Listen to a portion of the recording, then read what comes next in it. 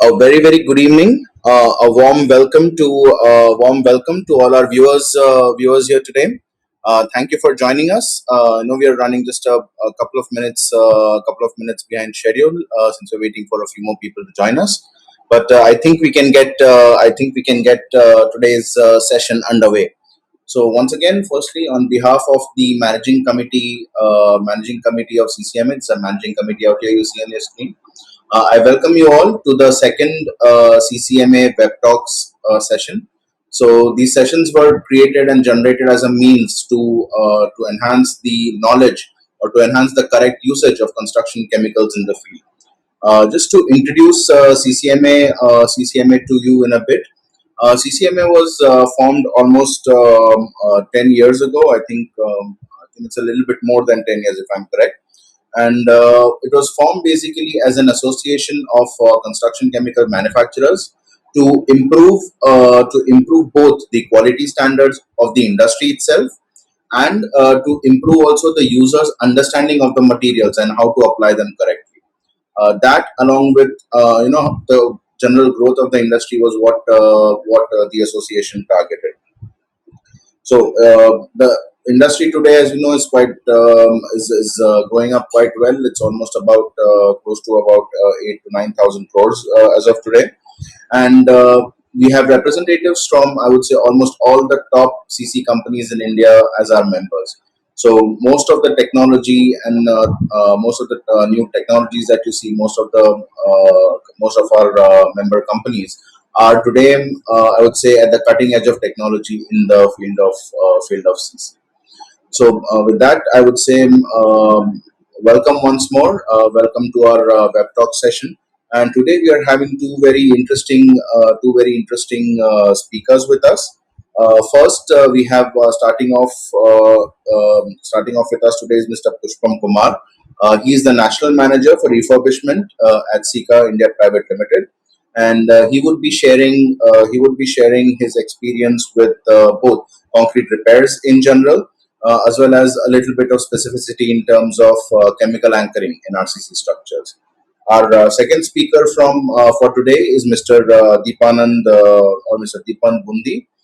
He is the senior product manager again in repair and protection from Master Builder Solution BSF, and he would be talking today on enhancing the durability of RCC structures with anti-carbonation coatings. So with this, I would first call on Mr. Pushpam Kumar, ask him to start his presentation, and also I would request him to very briefly introduce himself. So with that, Mr. Pushpam, on to you. Thank you, Mr. Sunny. Good afternoon, everyone. My name is Pushpam Kumar. I am National Manager at Sika in Target Market Refurbishment. Before we start, I would like to request everyone to kindly mute their microphone and camera so that we have proper bandwidth and no disturbance during the session. In case if you have any query, any question, you can put it in CCMA chat box and then we can come back to you. Please mention your name, organization, and your question to whom so that we can come back to you on that question separately. Our today's session is concrete repair and protection. And as I introduced, my name is Pushpam Kumar. Today, my co-presenter, Mr. Deepan Bundi, is Senior Product Manager, Repair and Protection from Master Builder Solution. He would be talking about the protection part, concrete protection system. So we start the session with concrete repair. If you see the trend, this is one of the study which I could get. In the next 40 years, around 2.5 trillion of building would be constructed.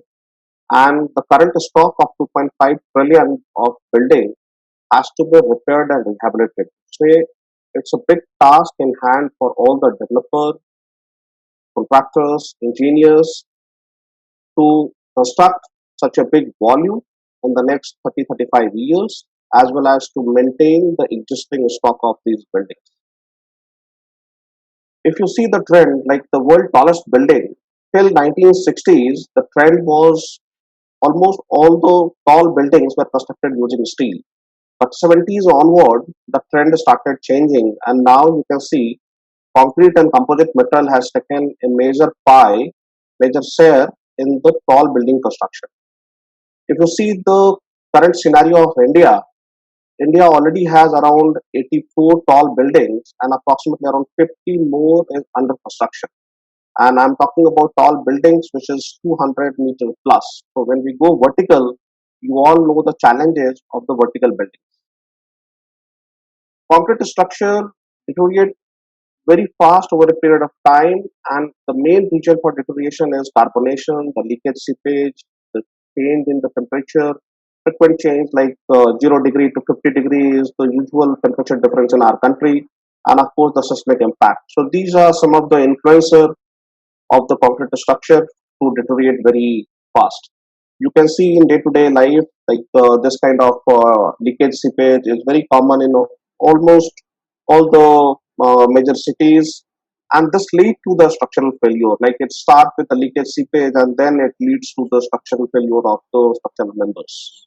You can see this, yeah, Pushpamji, can I just we are getting a lot of requests that yeah, your mic volume is quite low, like can't okay, hear you too clearly. Even I mean a little bit for me as well. Maybe you can okay, just bring the mic a bit closer yeah, and yeah, maybe, a yeah, little bit louder. Yeah, I yeah. think I'm that's keeping it better. now closer. Now is it clear? Yes, that's perfect. Thank you, sir. Okay, thank you for telling me. So you can see the current photograph wherein the leakage seepage or the deterioration has led to the structural failure.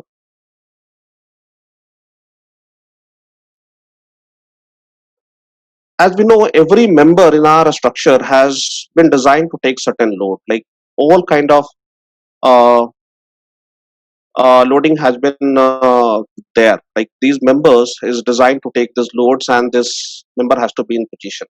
In case if the members are not in correct shape, this can lead to a major failure. The repair is required, maybe the full depth repair or non-structural repair or partial depth repair or structural repair. So we need to have a systematic approach to repair and rehabilitate all the building structures. EN 1504, which is the European standard, this code provides 10 parts of the concrete repair. We can discuss in detail about these 10 parts, and we can understand the systematic approach to the repair and rehabilitation of these structures. Part 1 talks about the very basics about the terms and the definitions and the various kind of metals which are used in the repair. Part 2 talks about the specification for surface protection systems like hydrophobic impregnation, non-impregnation, or coating systems. Like anti-carbonation coating, which my co-presenter would be talking in detail, has a very clear specific requirement that the air equivalent thickness should be more than 50 meters and the permeability to water vapor should be less than 5 meters. The addition to pull off should be more than 0.8 for flexible system and 1 MPa for rigid system. This specification is very clear to have for any kind of anti-carbonation coating or the protective coating system. We will discuss in detail about this part. EN 1504 part 3 talks about the various kind of repair for structural and non-structural members. Like you can see here the clear specification for non-structural, which is class R1 and R2, and a structural repair which is class R3 and R4. So the compressive strength for structural repair should be minimum 45 MPa and above. Similarly, the chloride ion should be less than 0.05. The adhesive bond should be greater than 2 MPa for a structural repair in R4 category. And these specifications are very important for the repair of the structure depending upon the kind of application, like a structural and non-structural nature of their uses. Part 4 talks about the structural bonding systems. This part provides the specification for various kind of steel or composite system to concrete bonding. Like nowadays, CFRP system or steel plate bondings are widely used for structural strengthening, and therein this part is very important. Also for bonding of hardened to hardened concrete and bonding of fresh concrete to the hardened concrete. You can see the specification here clearly defined for bonding steel composite to concrete and bonding mortar to concrete. Part 5 provides the clear specification for injection system for protection against ingress or the injection system for a structural strengthening, and therein the products have been categorically defined in terms of the force transmitting products or the ductile system or the swellable system. Injection system is quite a big chapter. We cannot cover in this small session. It need a dedicated session that can be discussed separately on this. Part 6 is anchoring system, which we would be talking in detail today in the next session, wherein this section provides the specification for hydraulic binder like cementitious system or the synthetic resonance system. Part 7 provides the specification for corrosion protection system like active coating or the inhibitor coating systems like the barrier coating which is applied on the concrete surface. Part 8 talks about the manufacturing companies like the quality control systems and all. So all the manufacturing companies, they have the clear guidelines on maintaining the quality part. Part 9, which is very important for the repair and rehabilitation, which talks in detail about the defects in concrete as well as the repair of the reinforcement section. And this is very important to understand because there we have a clear guidelines and the system defined for doing the various kind of repair for all kind of structure. We can discuss in detail. You can see here, this is the concrete structure. We have our concrete, the reinforcement with the clear cover. Principle 1 talks about the protection against ingress. There are 8 methods of doing this application. Principle 2 talks about the moisture control. There are 5 different methods for doing this application. These are all surface applied systems. Principle 3 talks about the concrete restoration system. There are 4 different methods are there for doing this repair. Then structural strengthening, there are 7 different systems which are there. Principle 5 talks about the physical resistance. Principle 6 talks about the resistance to chemical by epoxy coating, especially for the manufacturing company where we have lot of chemical exposure. Principle 7 talks about preserving or restoring the passivity of the repaired structure or the concrete structure. Principle 8 talks about the increasing resistivity of the concrete surface. This is surface applied system. Principle 9 talks about the cathodic control system. Principle 10 talks about the cathodic protection of RCC structure. And principle 11 talks about the control of anodic area like corrosion inhibitor system. There are 3 different methods for this. So you can understand so many principle and so many method of doing a repair. So this definitely is very important for the engineer to understand what system is most suited for the repair of the RCC structure. Part 10 of EN 1504 talks about the application, wherein clear guidelines is given for the surface preparation, the application or quality control at site. EN 1504 had 5 stages, like the stage 1 is assessment of the structure, stage 2 is diagnose the cause of deterioration, stage 3 is options and objective of concrete repair, stage 4 is select the right repair process. You will have multiple option of doing the repair, but therein you can select the right repair process depending upon the requirement. And the last stage is future maintenance part. So these 5 stages are very important for any of the repair project. When we start the repair job, the first part is to take the visual observation and review the uses. This gives a lot of past history, and this is very important for us to plan the repair strategy. And the next step is to do the entity test. If required, we can do the core test and do the lab analysis to get the current health of the concrete structure so that we clearly understand the current condition of the concrete, and accordingly we can prepare the repair methodology for this. Diagnose cause of deterioration. This is very important and this has to be completely stopped. Whatever is the reason for the deterioration, that has to be stopped. Otherwise, whatever repair we do, that would not be sustainable. So this part is very important that we go in detail, we understand what was the root cause for the damage, and we try to stop this. Then objective of concrete repair, we need to understand the restore the durability is the main objective, wherein this can be done by replace the defective concrete, restore the structural integrity, restore the static appearance, and restore the geometric appearance. So this is very clear, objective, and understanding from the concrete repair. Surface preparation is very important part in concrete repair, and this is something which, with my experience, I can say is most ignored subject in repair. Now you can see there is a clear guidelines. There are 10 different grades of surface preparation. For example, for a thin coat of protective coating, the CSP2 or CSP3, like two different grades have been recommended. And for concrete repair, like mortar repair or micro concrete jacketing, the CSP10, which is the recommended surface preparation. So this surface preparation part has to be very clearly communicated to the team who is executing the job so that it can be done. In case if we fail to maintain the surface preparation, our debonding is another challenge which we will have to face. In any of the concrete repair, the first part is mark the defected area, remove the loose concrete, clean the complete concrete surface, clean the reinforcement. Wherever we have loss of reinforcement with more than 15%, we have to compensate the loss of reinforcement by adding new reinforcement. Then bonding primer has to be applied. Mortar or the micro concrete or various kind of other system can be used for doing the built up. And finally, the protective coating and the maintenance part, protection part. In concrete repair, there are 5 steps. First is the crack sealing and injection grouting. Like all the cracks, depending upon the size of the crack, it can be decided that whether it has to be sealed or it need a injection system for doing the repair.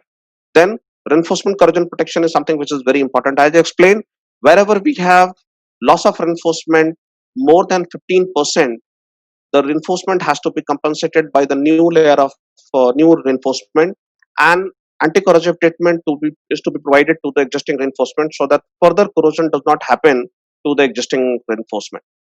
Then step 3 is application of bonding primer. Various kind of bonding systems are there. Depending upon the type of application, like a structural, non-structural repair, you can decide the bonding system. Then repair mortar or repair concrete can be applied. Herein we have cementitious system, we have epoxy based system, and that can be used for doing this built up. And finally, the protective coating system for doing the protection of the concrete structure. Future maintenance strategy is something which is very important. Maintain the detailed record so that in future, whenever we have any repair, we can refer the previous data, what all repair was done in past, and accordingly we can decide that which system is suitable, which is increasing the durability of a structure. Regular maintenance, regular monitoring can be done, periodic maintenance can be done. Responsibility has to be clearly defined that the building maintenance system or the team who is responsible for the building, what they should do during the uh, period of time so that all the records are maintained properly, and of course the local requirement that what is necessary for the building structure. So this is all about the concrete repair part, which EN 1504 clearly outlines and has given the clear guidelines how to repair the structure. Now my next topic is concrete chemical anchoring system. In day to day, we have lot of application for a structural and non-structural chemical anchoring system. In chemical anchoring system, there are two parts. One is anchor, which could be threaded rod or rebar, or which could be bolts as well. Then various kind of adhesive systems are there, like epoxy based pure epoxy system or epoxy acrylate system, which is also known as vinyl ester, or various other kind of chemistry is there, which can be selected for doing this chemical anchoring. The main advantage of chemical anchoring over the mechanical anchoring is in chemical anchoring there is no expansion. Unlike the mechanical anchoring, while tightening the bolt, there are excessive force which is exerted on the concrete, which leads to the cracking. In chemical anchoring, there is no such challenge.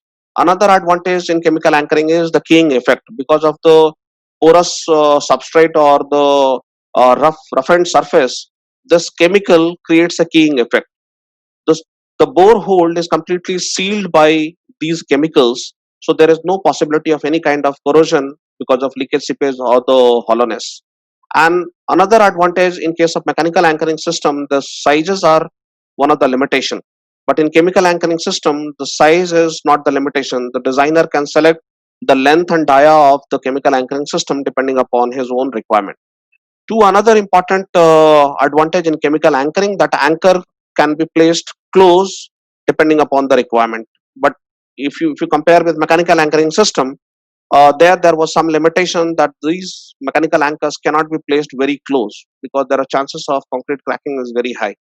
And another advantage in chemical anchoring is the close edge distance. This can be placed close to the edge. Since we are not exerting any force, there is no chances of any kind of cracking. So this can be placed close to the edge.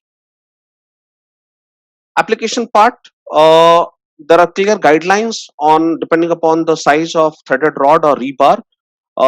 Usually, for a standard size, the fast moving size, we usually take dia of rebar plus 4 mm, but it is better to refer the guidelines, the what should be the size of the drilled hole and the depth of the drilled hole depending upon the loading requirement, because one common expectation from the chemical anchoring is the pull out load.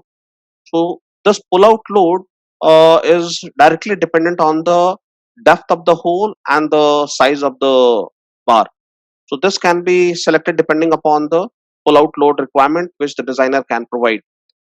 Once the hole is drilled, it has to be cleaned first by air blower and then by a wire brush. And this has to be repeated twice.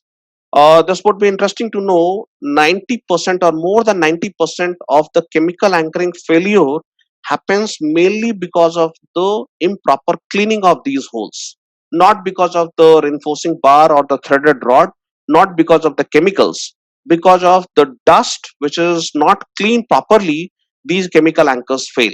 And this has been seen at various sites, that the failure is mainly because of the dust, because of the debonding. When we start, the initial some quantity can be kept outside because it is not mixed properly. Once the mix consistency is uniform, we can start injecting the chemical inside the drilled hole. Then we can insert the rebar or the threaded rod, and then we can twist gently. We can check the curing time. Every chemical manufacturer has their own curing time, so the data sheet can be referred to check the curing time before application of the load. So this is very important part, that the curing time has to be checked for the from the product data sheet, so that we do not apply any load before the curing is complete. Some of the site application you can see wherever we have extension of the RCC structure or structural retrofitting, like in increase in the section size of the footing or the column beam. Lot of applications are there where this chemical anchoring are used. Some common failure other than the cleaning is like the concrete cone failure, adhesive to concrete failure, steel adhesive interface failure, or adhesive concrete or steel adhesive failure, or steel bar failure. So these are some of the common failure which has been seen, and a proper care has to be taken by the engineer so that this kind of failure can be avoided. Clear guidelines is there for doing the design, like the design method for threaded rod is TR29 or TR45. Even ACI 318 provides the guidelines for the design of these anchors. For rebar, TR23 is the code which can be followed for doing the design calculation for rebar application. Various kind of calculation softwares are available, which are usually based on European and US standard, and this can be downloaded. These are free software, this can be downloaded and the designer can use for doing the design. Even manual calculation also is possible. Almost all the manufacturer provide the technical document where the standard pull out load is predefined, but in case if the designer want to do the calculation for some odd size, then he can use this software for doing this calculation. So this is all from my side on concrete repair and chemical anchoring. I would now pass this to my co-presenter, Deepan, to take over. Thank you, Pushpam. That was a quite an interesting series which gave a good overview of how concrete repair systems and what are the international guidelines to look into it. and quite a good, I would say, quite a good representation of the chemical anchoring as well. So for our next topic, I would like to call on Mr. Deepan. Thanks, Deep. Please go ahead. Yeah, so good afternoon, everyone. I guess it's almost good evening to everybody. So, my name is Deep Bundi, and firstly, I would like to thank my co speaker, Pushpam. Thank you very much for sharing the insights on repairs and chemical anchoring. It was quite an educative session. You definitely evolved on the EN sections and how they are important to be adopted in our repair strategy. So thank you very much. I found it quite educative. And moving on, as I introduced, I'm Deep, and I'm the product manager for repairs and protective coatings for BASF India Limited. And the topic that I'm going to cover today is about anti-carbonation protection systems to exposed sea structures. Uh, is my I hope my voice is audible to everyone. If not, then you can just raise a hand and let me know. So I'll try to be more clear. All right. So let's begin the session. I have already into this mode of muting the videos and our audios. So thank you very much for obliging to it. The agenda today is what I'm going to cover in the given short time that Sunny has told me is about we study some things about the service life of a structure. We'll learn something about the basic understanding on the carbonation and the effects. Uh, Carbonation, how globally and within India it has evolved. What are few of the questions that are given? Of course, Pushpam was kind enough to share the EN 1504, where few of the codal provisions are already mentioned. And what are the benefits against epoxy coatings? And just very few sites just for evolving the subject. So Deep, if we see just what is the Deep, if I can just, yes, your voice is actually breaking up quite a bit. hello. Yeah, Deep, your voice is actually breaking up quite Oh, a bit. Not clear at all. So could you just okay. check that? I will. I guess there is some connectivity issue because I am holding my microphone very close. Okay. But all the same, I'm sorry. I'm already on a Wi-Fi, so I don't know. There might be some connecting issues. I No problem, apologize. buddy. We can hear you loud and So clear. friends, let okay. So let's see the service life of a structure, which is divided into three parts. First is the technical service life. This is the time in service until a defined unacceptable state of a structure is reached, such as falling of the concrete, or the safety levels are below the acceptable standards, or finally the failure of the elements. The second is the functional service. This is the time in service until the structure no longer fulfills the functional requirements or it becomes obsolete due to change in the functional requirements that are going to be carried on over there. And the third is the economic service life. This is the time in service until the replacement of the structure or probably a part of it is economically more advantageous than keeping it in service. So if we go further and check the functional service life in phase one during the monitoring of the structure, uh, phase two is the preventive maintenance before the corrosion initiation has begun in the structure. The phase three is the repair and maintenance after the localized corrosion initiation, where the corrosion has already begun. And phase four is where we actually go to the repair and replacement phase. So these are the four phases of the structure that can be identified. Now, interestingly, if you see, if you spend $1 in phase ending $5 in phase two, where the corrosion has just begun, which is equivalent to spending $25, where the corrosion has initiated and it has started spreading, and which will be equivalent to $125 when we go for the repair and replacement. phase. So if you see this, this is a famous De Sitters law of fives, that if you spend $1, which is going to be equivalent to $125 when you go to the repair phase. Of course, my friend earlier explained how the repairs are to be carried out, but just I'm going a little bit more deeper into that. That how do we reach that stage and how do we avoid doing that, right? So this is the famous De Sitters law of fives. Give me now or give me later. So that's what it states about. Now we all know few of the things might be repetitive, but these are our friends of corrosion: carbon dioxide, chloride, sulfates, and water. Now over here today I'm going to talk about the effects of carbon dioxide and how we can take care of that on exposed concretes. So carbonation basically is defined as the reaction of atmospheric carbon dioxide with the calcium hydroxide of the cement paste in presence of water. So that's how carbonation is defined. So if we analyze, let's see what concrete is all about. Constitutes of cement, sand, aggregates, pozzolanic material, water. We all know that. This is very common. We all understand. And this fresh concrete, always when we make, it has a pH of excess of 12, somewhere in the range of 12.5, 13.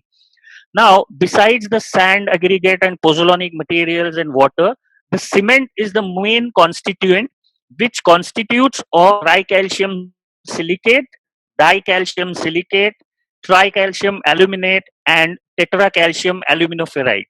Now, these are the four main constituents of cement.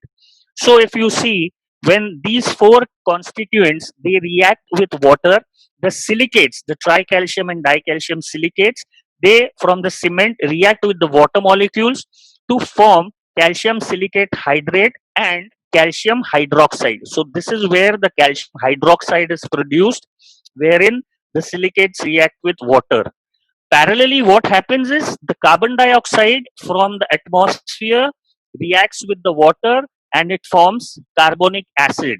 Now, when this calcium hydroxide reacts with the carbonic acid, calcium carbonate is formed. So, calcium hydroxide reacting with carbonic acid, the resultant is calcium carbonate. Now, when this calcium carbonate is formed, what it does is it reduces the pH of the concrete. Now, remember the pH of my fresh concrete is 12.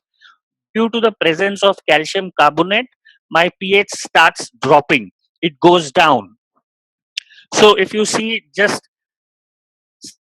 uh, in a pictorial format, this is a concrete. It's reacting with the calcium hydroxide and forming calcium carbonate, and slowly my carbonation depth goes on increasing. So that's how it just represents in a figure. Now let's dwell more. What is carbonation induced pH reduction means? What is that all about?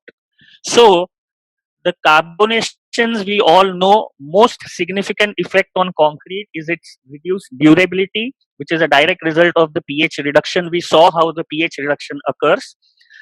The pH we all know ranges from 0 to 14, and pure water is considered neutral at a pH of 7. In the concrete, if you know, CaOH2 contains two hydrogen ions, and that is the main source of the strength in the concrete matrix. Now, when the carbon dioxide reacts, it forms calcium carbonate, and this calcium carbonate has zero hydrogen ion. CO3 has no hydrogen. So after some of the calcium hydroxide in the paste formation is consumed during the carbonation process and is partially replaced by the calcium carbonate. So CaOH2 is replaced slowly by CaCO3. The hydrogen ions are still there, but they are at a very low concentration. Okay, and the weaker hydrogen ion concentration reduces the concrete's pH value. We all know what is pH. pH is a Latin word for potentia hydrogeni, which is the power of hydrogen. it is the measure of the hydrogen ion concentration in a water solution. So pH primarily defines the means what is the power of hydrogen. And over here, your hydrogen ions are going down, they are depleting. So that is where my pH also comes down. Another interesting graph, if you see threshold level of 8000 ppm of chloride was required to initiate the corrosion when the pH of the concrete is 13.2, and when the pH is lowered to 11.6, just say about 1.5 2 units less, the corrosion was initiated only with 71 ppm of chloride ions. From 8000 ppm, it went to 71 ppm. So if you see, when my pH of concrete over here is 12.5 on this graph, the corrosion rate is 0.05 millimeters per year. But the moment my pH drops to 3 or 2, my corrosion rate drastically shoots up. So the moment my pH of the concrete goes in the acidic zone, my corrosion activities are going to increase due to the reduced pH of the concrete. Important phenomena. All right, now let's see what are the main factors that are affecting the concrete carbonation. Well, primarily there are three factors I can say. The first, very important, is the pore system of the hardened concrete, which depends on the water cement ratio that you are using, the type of the binder, the aggregates, the pozzolanic materials, the amount of hydration that has happened during, etc. The second factor, very important for carbonate happen, is the relative humidity. That's very important for the dissolution of the CaOH2, the calcium hydroxide. And the third main factor is, of course, the concentration of carbon dioxide, the atmospheric carbon dioxide. So, if you see the pore system of the hardened concrete, basically the microstrong concrete, if you see of a concrete, has pores more than about 20%. That's recorded. The extent of the pores depend upon the quality of the concrete and the presence of the water at the time of mixing of concrete. And making more dense concrete with less water cement ratio, of course, reduces the amount of pores, very much dependent on the pore system, how the carbon dioxide will penetrate inside. And we all know that the pores are interconnected, the capillaries are interconnected, from where the carbon dioxide mixed with water is going to move. So lesser the pores, the better it is. Relative humidity, the optimal conditions for carbonation to occur is at a relative humidity of 50%.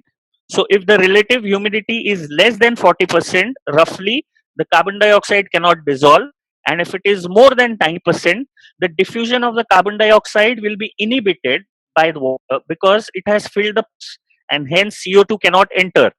Now, if you see India, just today on 15th of May, these are the relative humidities in Bombay, in Bangalore, in Calcutta, in Chennai. So, such a wonderful phenomena there where carbon dioxide and carbonation can very easily occur.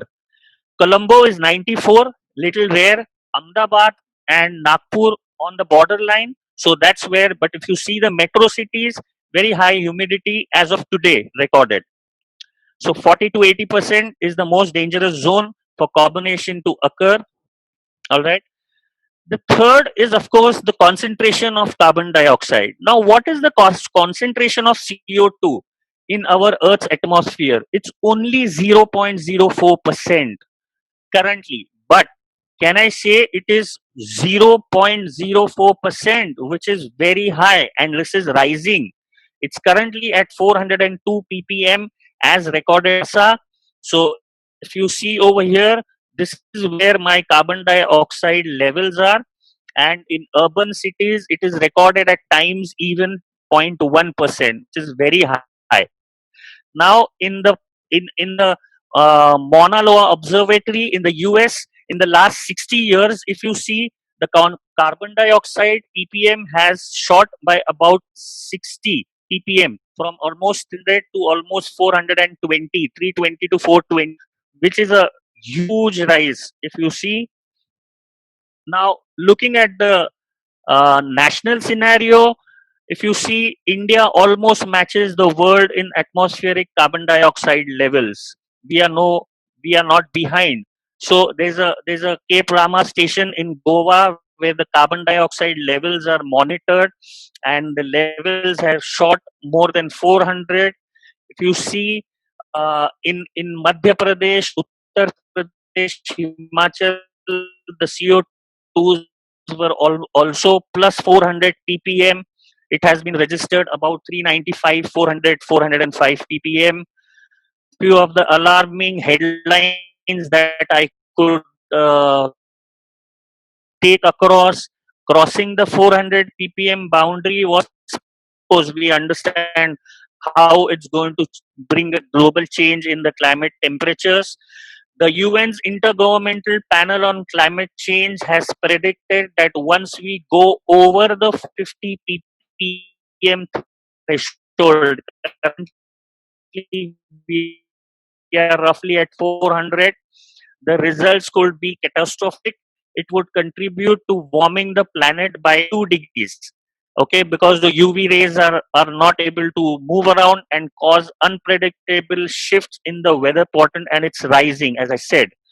So CO2 is rising. That's an alarming thing. We need to take care whatever we can. We are already doing that by reducing the carbon footprint, but we need to take care for our structures as well to counteract the damage due to the carbon dioxide effect. Now, what are few of the testing and codal provisions that I will highlight here? Of course, EN 1504, what Pushpam already showed, is one of them. Uh, Quickly, if I run a quick lab test, then if these are the fresh concrete cubes that I have taken and I put them in a desiccator in a lab where carbon dioxide is infused and they are exposed to carbon dioxide for 7 days, and this is a accelerated test with phenolphthalein, which is a universal indicator. We all know that in our school time chemistry labs we have done the phenolphthalein test, that if any substance, when we drop the phenolphthalein, if the color changes to red or the pink, it is in alkaline range beyond 7, and if the color remains unchanged or it is colorless, then my concrete is in the acidic zone. So using phenolphthalein as an indicator, when I titrate the phenolphthalein on the concrete cubes, the fresh concrete, if you see over here, is completely pink in color. That means these are concrete cubes in completely alkaline state. But when I expose these cubes to carbon dioxide after 7 days, you can see that the cover over here has completely been colorless. Only the core matrix remains. So that means the carbon dioxide has gone, penetrated inside, and it has reduced the pH of the cover concrete, and slowly it will go on if it is exposed for a longer duration. So this is a quick test maybe what you can perform. However, the phenolphthalein testing indicates the boundary at which the carbonation front it meets the uncarbonated concrete. However, there is a partially carbonated zone where the pH value is not easily detected, where you may have to go to labs for testing it, and that's where the Fourier transform infrared testing is conducted, of course, for getting more accurate values of how much the carbonation depth has penetrated, and to take the corrective actions. The FTIR spectroscopic testing is conducted, and we can get more accurate results with that. A few of the codal provisions, there is RDSO, which is the Research, Designs and Standard Organization of the Ministry of Railways. It states that dual purpose of protection and decoration carbonation coating should be used, and if you see, freshly made concrete structures should not be coated with epoxy or other materials. The reason is epoxy, I completely understand, is a very good material, but we all know that epoxy is a plastic material. Epoxy is a non-breathable material, so it will entrap any moisture. So that's what even the code is suggesting over here. it is pointed out that epoxy coatings do not allow the concrete to breathe and should not be used for coating concrete members. Additionally, epoxy-based coating materials are not resistant to UV rays. So even though epoxy being a wonderful material, a wonderful repair or flooring areas, at few places, specifically for anti-carbonation coatings, there are certain limitations which the code has provided.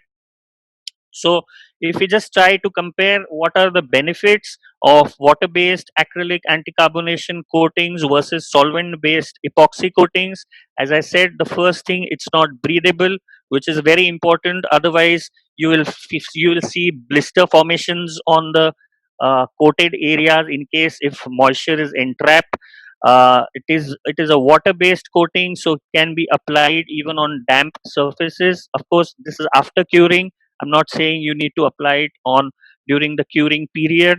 Most importantly, they have excellent resistance to UV. So if you see over here, you can see the chalking of the material taking place. So there's no degradation with the water-based coatings.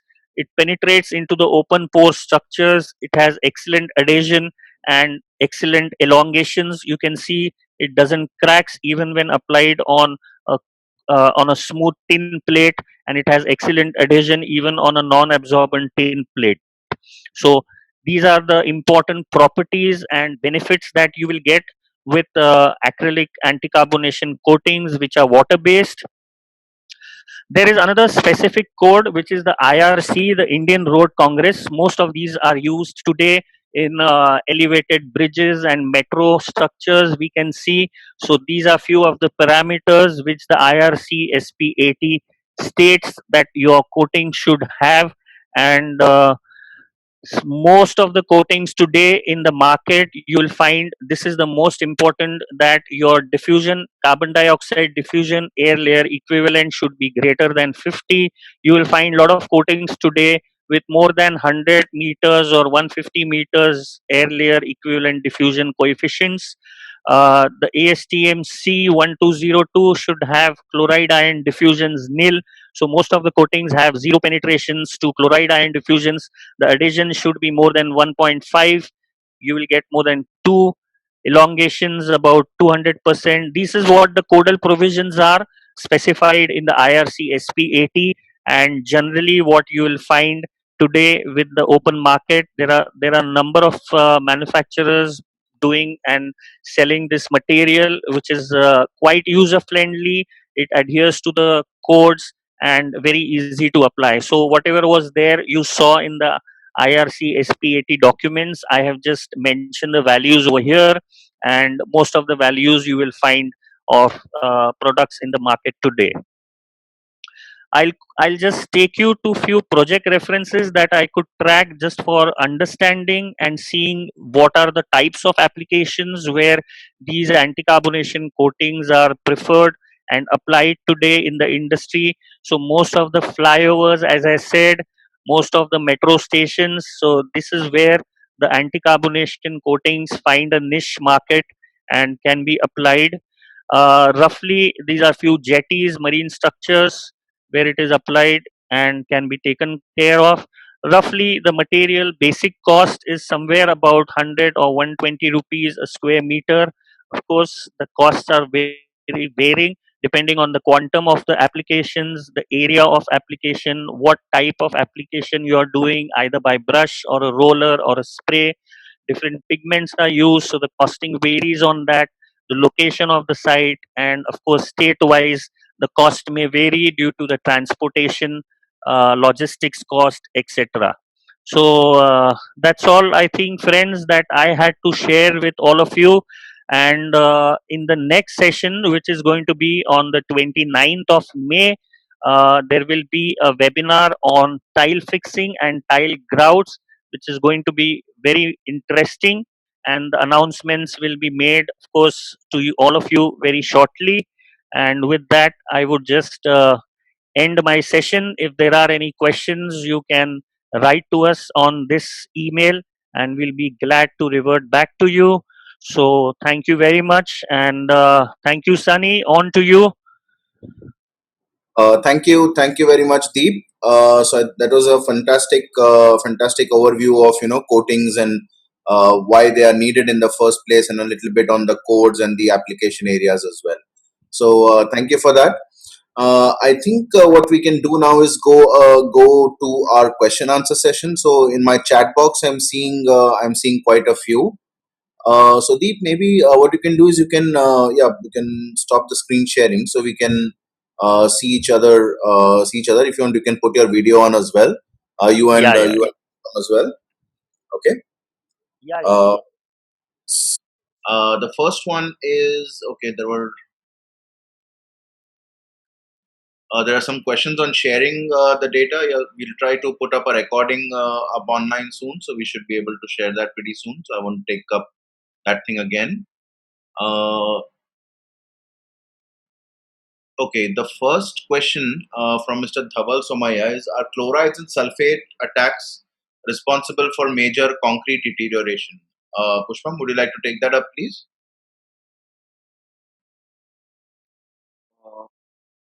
Uh, Pushpam, do we have you online? yeah, I'm there online. Yeah. Uh, so usually what happens is during the anti-carbonation coating also you have seen that the corrosion fronts. So this chloride ion when it penetrates through the pores of concrete by nature is porous. So when this chloride ion enters through the pores of concrete, it damages the passivating layer. As Deep was explaining about the corrosion process, usually what happens when the pH level of the fresh concrete is 12.5 to 13.5, uh, that forms a passivating layer over the reinforcement, and that protects the reinforcement from getting corroded. But when the chloride ion or carbon dioxide, when this ingress happens, these passivating layer get damaged, and over a period of time, the initiation stage is the damages of the passivating layer, and the advanced stage is the damages of the development of rust.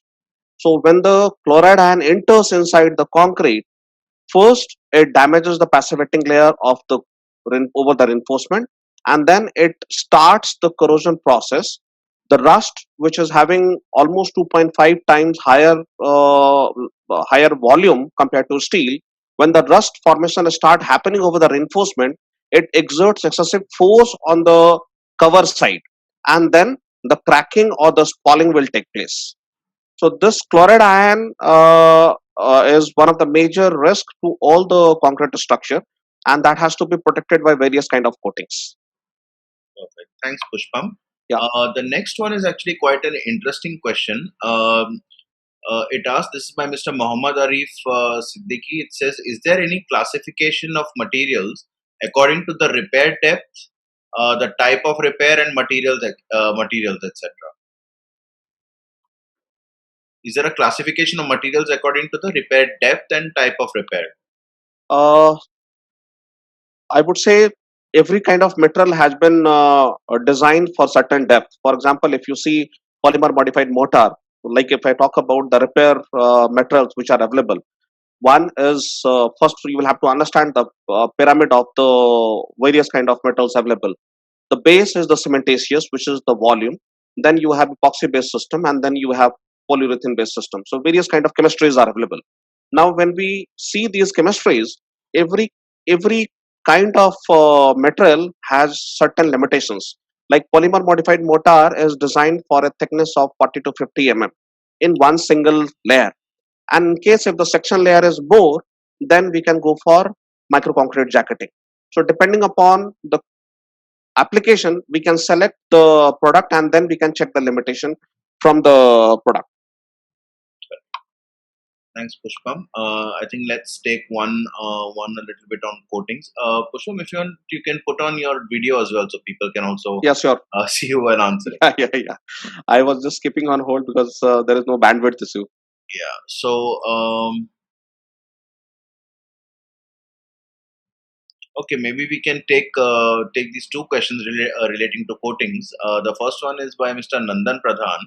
So it says, is the regular elastomeric coating also compliant to the anti-carbonation coating requirements? And then I think somewhere along a similar line, because if you're talking about the properties, The question is from Mr. Chandrasekhar. It says water-based epoxy polyamide coatings are also claimed to be breathable. Is that true? So maybe these two, Deep can take up these two questions. First one is Sunny, I missed the first question. There is some connectivity issue at my end. yeah. The first question is the regular elastomeric coating also compliant to the anti-carbonation coating requirements?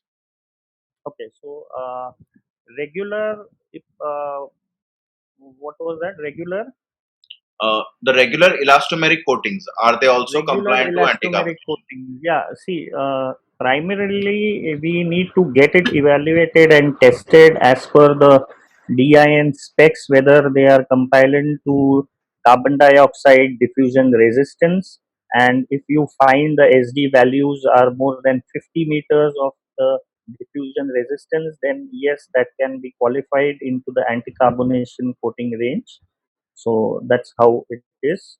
And what was the second one, Sunny? What was it? The second question was that that Yeah. some claim that water-based epoxy polyamide coatings are breathable. Is that true?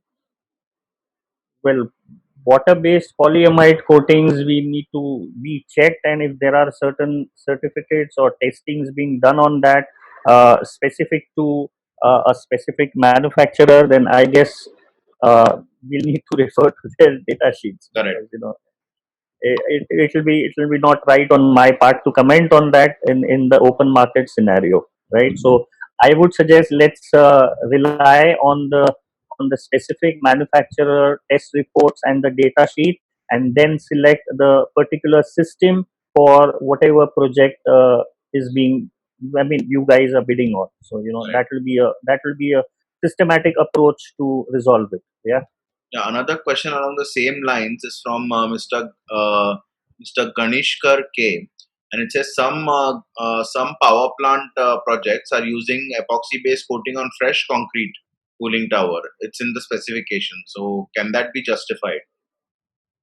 I am not the right person to honestly comment on that why they have used it. Of course, there might be some other requirements. If it is a cooling tower or a chimney, there might be certain functional requirements or exposure conditions which are forcing them to use epoxy coatings on fresh concrete surfaces. So I guess the consultants are the final authorities over here, and we need to take due respect and obliged by what is given in the tender requirements.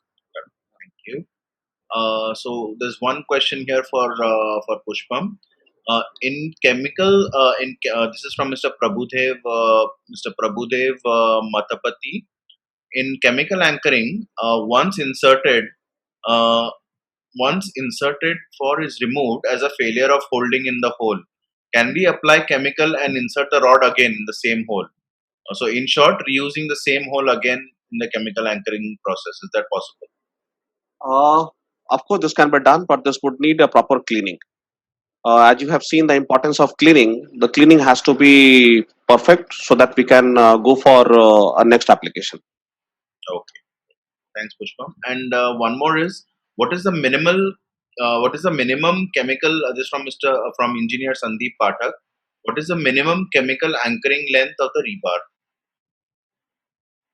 This chemical anchoring length, the depth of the chemical anchor depends on the pull-out load. Like you have a standard size of a rebar, and you have certain load requirement. For example, whenever we are doing any kind of installation for rebar or threaded rod, we have certain expectation in terms of pull-out load.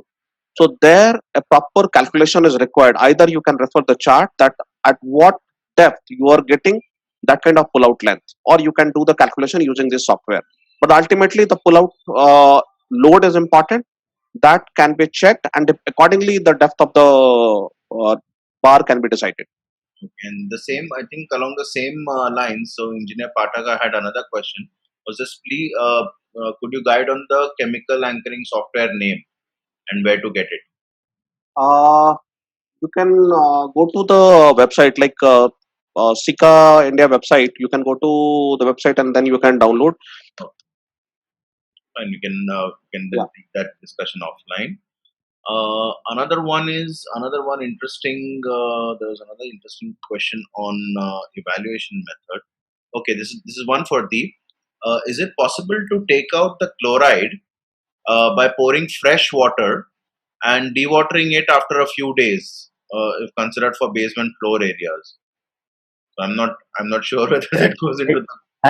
I guess Pushpam should be the right guy. But then what I understand is he's talking of chloride extraction.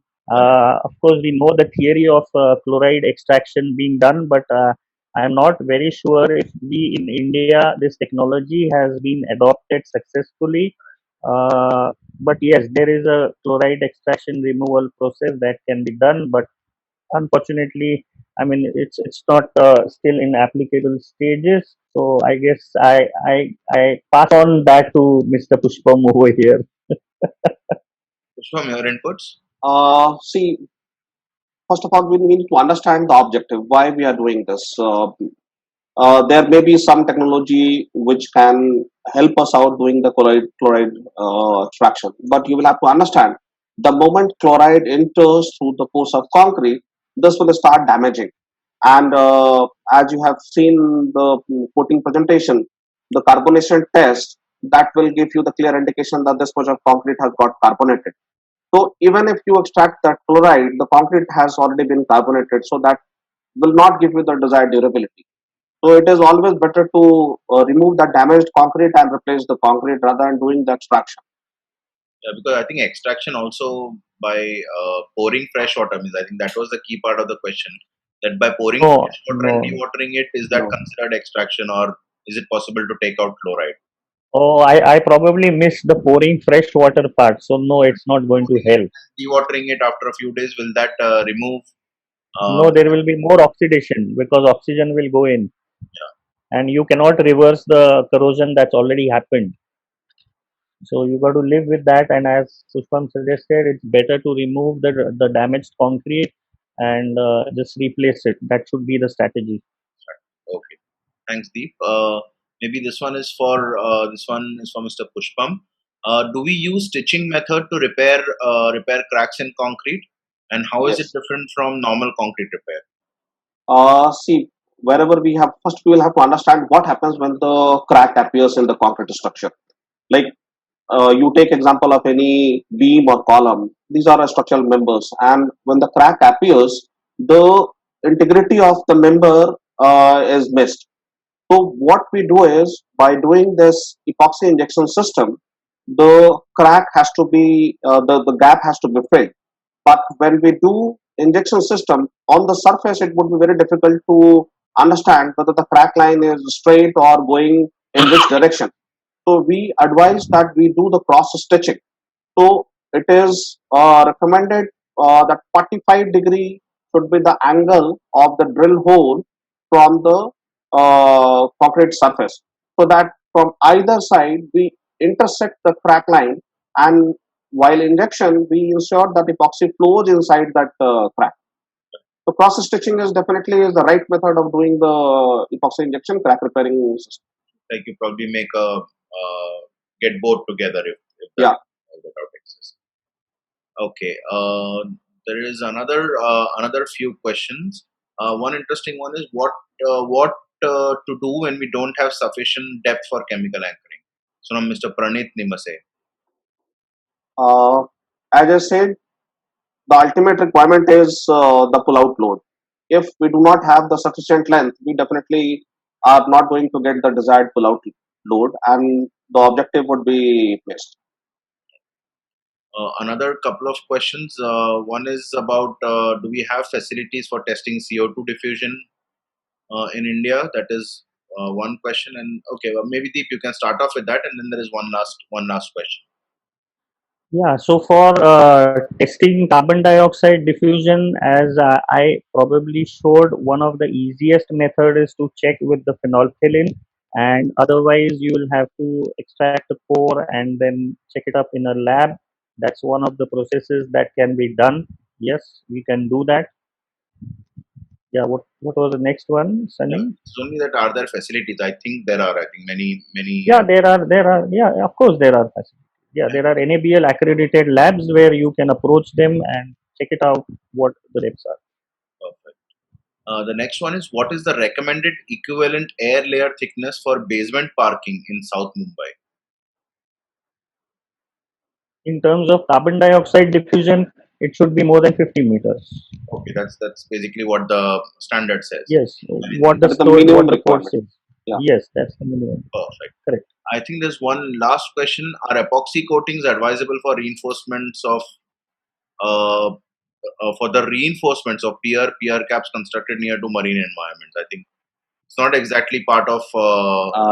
But this is definitely interesting topic. I think in last CCMA we had this topic. I recall IT professor had given a detailed presentation on this.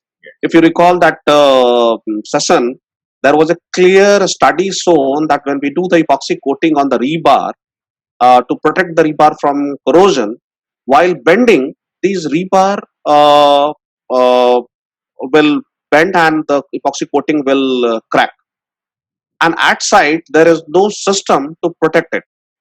So durability is another problem in case of the epoxy coating for the rebar. So the moment you bend it, the epoxy coating will crack, and exactly at that location, the corrosion will start to take place. I think that is one of the key things which Yes. it still holds a lot of questions in our minds of a lot of people.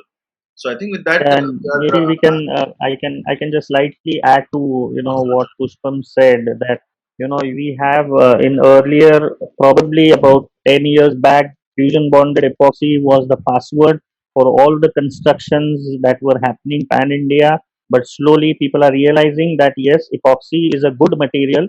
Epoxy is a wonderful resistant to various chlorides and other gases. But on reinforcement, primarily what happens, epoxy being a plastic material, it forms a plastic sheet on the reinforcement. But as Pushpam said, when you're going to bend your steel and cut your steel and finally place it in the section of a column or a footing or a raft, and when you're going to vibrate it, I have seen at a lot of sites, people, they use the vibrator and they touch the vibrator on the reinforcement because the vibrations are carried forward. That's one of the easiest thing. And the moment where the contact area of the vibration, the vibrator comes, there is a spall, there is a pinhole that is developed, and that's where your corrosion sets in. And and that's something which cannot be seen because at that time concrete is in a placing mode. So we are very sure we have done all the touch ups and everything, but finally, being a plastic material, the corrosion process, the cations and the anions, they start moving within the reinforcement, and the external sheathing remains as it is. There have been a lot of studies that have been conducted across US also. You will find a lot of papers where, when the bridges even collapsed, the only sheathing was remaining and the internal reinforcement was, in a very bad shape. So few of the drawbacks you can say of one of the applications over here, it can be highlighted. Of course, there are a lot of national and international papers written on this, and as I understand, somebody from IIT had discussed in the last webinar. So I guess, yeah, that's probably I can add to it. Great, thanks a lot, Deep. Thanks, Pushpam, for being making this quite an interactive session overall. So I think with that we can bring our session to a close today. So once again, to all our viewers, thank you very much for attending.